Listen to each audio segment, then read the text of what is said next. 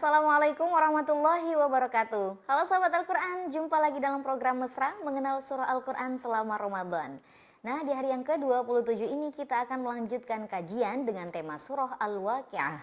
Surah Al-Waqi'ah ditetapkan dalam Mushaf Al-Quran Standar Indonesia sebagai surah yang ke-56. Nah, surah ini berstatus Makkiyah dan terdiri atas 96 ayat. Nama Al-Waqi'ah untuk surah ini juga digunakan dalam mushaf Al-Quran di berbagai negara seperti Maroko, Tunisia, Libya, Mesir, Arab Saudi, Iran hingga Pakistan. Sahabat Al-Quran, nama Al-Waqi'ah diambil dari kata yang muncul pada akhir ayat pertama surah ini sebagai berikut. Idza waqa'atil waqi'ah. Apabila terjadi hari kiamat yang pasti terjadi. Sahabat Al-Quran, secara bahasa, Al-Waqi'ah berarti kejadian atau peristiwa. Namun dalam Al-Quran kata ini tidak digunakan untuk peristiwa yang biasa, melainkan untuk peristiwa yang sangat besar dan dahsyat, yaitu hari kiamat.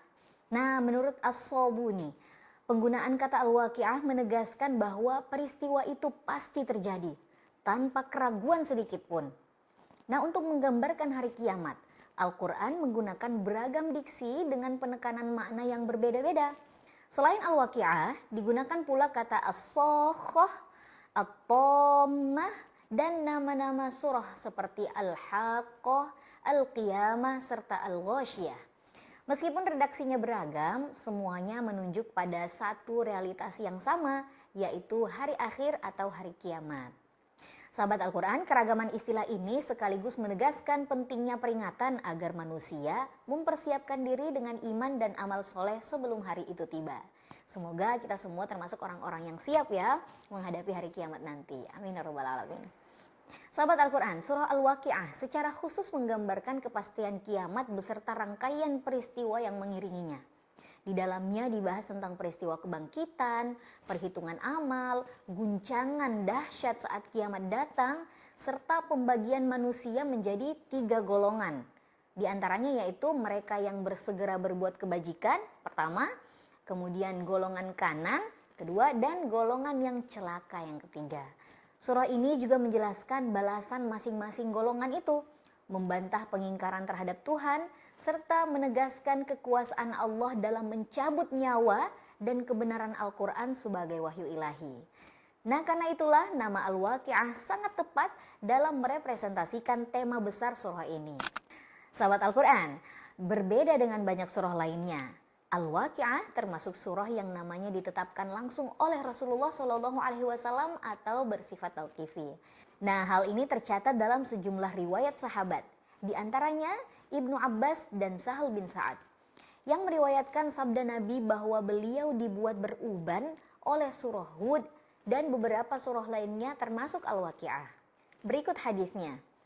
Ani bin Abbasin radhiyallahu anhuma qala Abu Bakrin radhiyallahu anh, ya Rasulullah, qad shibta. Qala syayyabatni Hud wal Waqi'ah wal mursalat wa amma yatasaalun wa idza syamsu kuwirat. Yang artinya Ibnu Abbas radhiyallahu anhuma bercerita, Abu Bakar berujar, wahai Rasulullah, engkau telah beruban. Beliau menanggapi, aku dibuat beruban oleh surah Hud, Al-Waqi'ah, Al-Mursalat, amma yatasaalun, dan idza syamsu kuwirat. Riwayat At-Tirmidzi dan Al-Hakim. Nah, untuk nama Al-Waqi'ah juga disebut secara eksplisit dalam riwayat-riwayat tentang bacaan Rasulullah SAW dalam sholat, khususnya pada sholat subuh. Kana Rasulullah SAW yusalli sholawati kanahwi min sholatikumul lati tusalluna al-yawm, walakinnahu kana yukhaffif.